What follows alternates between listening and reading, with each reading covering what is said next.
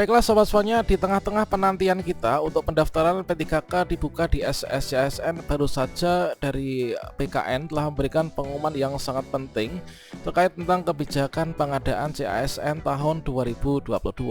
Dan terlihat jelas telah merupakan dengan mekanisme seperti ini nanti sangat diuntungkan bagi teman-teman honorer yang sudah memiliki lama pengabdian.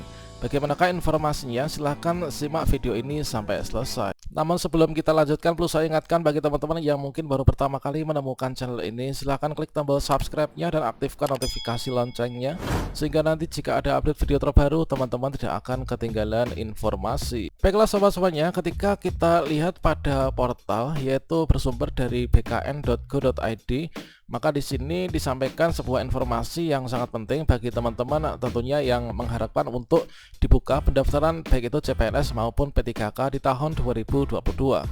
Nah, di sini disampaikan bahwa untuk seleksi P3K di tahun 2022 itu hanya berfokus yaitu untuk formasi guru dan juga formasi tenaga kesehatan. Kalau misalkan nanti tenaga teknis pun dibuka, kemungkinan besar nanti akan dilakukan pada tahun depan, teman-teman.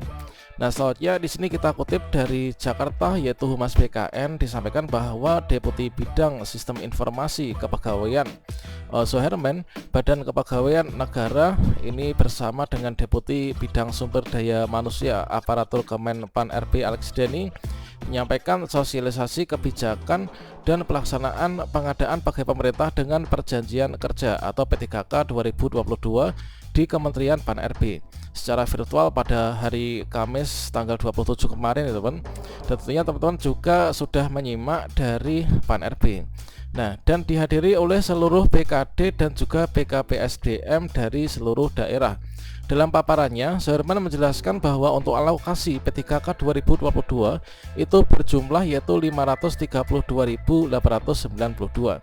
Menurut Suherman, tahapan pengadaan itu nanti meliputi yang pertama adalah perencanaan, kemudian pengumuman lowongan, selanjutnya nanti dilakukan pelamaran, berikutnya nanti seleksi ya.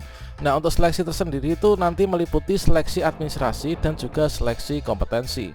Kemudian pengumuman hasil seleksi dan juga pengangkatan menjadi P3K. Nah, Suherman menjelaskan estimasi untuk jadwal proses pelaksanaan P3K ini nanti akan berlangsung ya, yaitu sejak akhir Oktober 2022 hingga nanti di Januari 2023. Nah, jadi saat ini tentunya kalau misalkan kita itu belum bisa melakukan pelamaran dikarenakan saat ini masih dalam tahap yaitu perencanaan, teman. Nah, perencanaan ini semoga saja nanti bisa segera terrealisasi ya, untuk nanti setelah perencanaan selesai, setelah disampaikan kemarin untuk persiapan, nanti akan dibuka yaitu lowongan. Nah, bersamaan dengan dibuka lowongan ini nanti bersamaan dengan lamaran nanti dari SSCASN ini nanti akan segera dibuka. Selanjutnya di bagian lain, Alex Denny menjelaskan untuk prioritas pembangunan SDM tentunya berkaitan erat dengan pengembangan kualitas guru, kemudian dosen dan juga tenaga kesehatan atau nakes. Oleh sebab itu, peningkatan kualitas pendidikan dan juga kesehatan ini menjadi hal yang sangat penting. Demi peningkatan kualitas pendidikan dan juga kesehatan, arah kebijakan pengadaan ASN tahun 2022 ini dilakukan hanya untuk pengadaan P3K saja. Belum ada rencana untuk pengadaan CPNS ya. Nah, pengadaan P3K 2022 ini berfokus pada pelayanan dasar, yaitu untuk guru dan juga tenaga kesehatan, ujarnya. Selain itu, sambung Alex beralokasi dengan alokasi kebutuhan P3K yang sangat berpihak kepada THK2, baik itu guru maupun juga tenaga kesehatan yang memenuhi syarat. Tentunya di sini seperti yang kita ketahui untuk THK2 baik itu guru maupun juga nakes, di sini nanti tidak semuanya ini bisa ikut P3K ya, teman-teman. Dikarenakan mungkin saja ini tidak memenuhi persyaratan. Misalkan seperti apa? Nah, misalkan untuk THK2 yang pekerjaannya ini adalah jabatannya dalam guru, sepertinya jabatannya guru X THK2. Namun kalau misalkan ijazahnya ini tidak S1 yang linear, tentu saja juga tidak bisa memenuhi persyaratan ya. artinya nanti tidak bisa mendaftar P3K 2022. Dikarenakan untuk menduduki jabatan fungsional guru itu adalah sesuai dengan Undang-Undang Guru dan Dosen, itu minimalnya harus S1.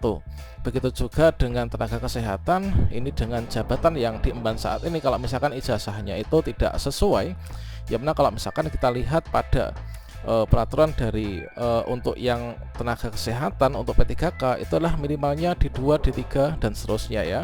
Tentunya sesuai dengan formasi yang dilamar ya untuk persyaratannya. Nah, dalam acara tersebut Suherman ini menjelaskan untuk menghindari kecurangan penggunaan materai. Nah, disampaikan yaitu untuk SSCASN BKN ini nanti mengimplementasikan yaitu penggunaan materai elektronik atau e-materai. Terkait tentang bagaimanakah cara membuat akun e-materai, cara penggunaannya bagaimana, sudah saya sediakan ya pada video sebelumnya. Nah, penggunaan e-materai ini nanti yang terintegrasi dengan Perum Peruri ya, dalam pembubuhan materainya. Lebih lanjut, Suherman mengatakan untuk penggunaan tentang e-materai ini telah diatur sebenarnya dalam surat edaran PLT Kepala BKN nomor 9 tahun 2021 tentang penggunaan e-materai pada dokumen seleksi ASN, di mana terdapat beberapa aturan dalam penggunaan materai seperti yang pertama yaitu wajib menggunakan materai tempel atau kertas atau materai yang masih baru ya atau belum pernah digunakan sebelumnya. Kemudian tidak diperkenankan untuk menggunakan materai dalam bentuk dan cirinya ini yang tidak sesuai dengan peraturan perundang-undangan.